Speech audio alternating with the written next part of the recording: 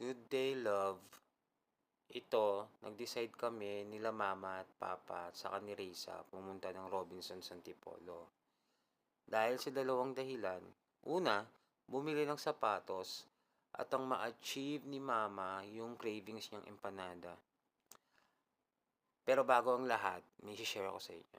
I wanna share with you guys na after I found out na hindi na masyadong makakalakad si mama, it broke my heart.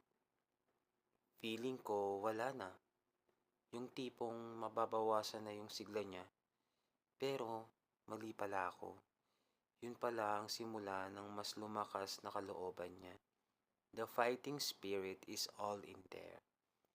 Para sa mga taong binabaliwala yung mga magulang, alam niyo ba, mahirap ma-realize yung mga pagkukulang natin kung kailan hindi mo na kayang gawin ng kasama sila dahil sa may sakit at matanda na sila.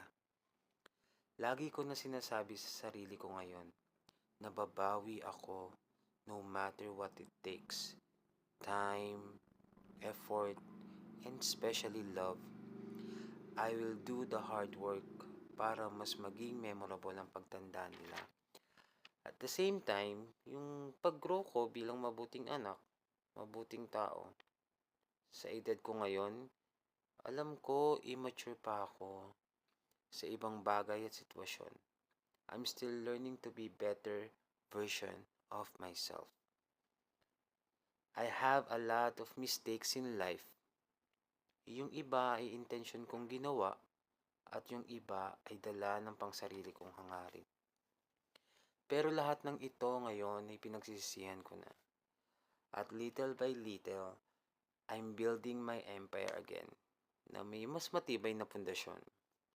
Sa pamilya ko na sinuportahan ako mula noon hanggang sa nadapa ako at bumangon ulit.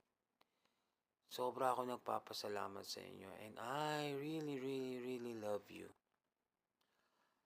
To those people na naasar, nagalit, o halos isumpa ako, I'm sorry.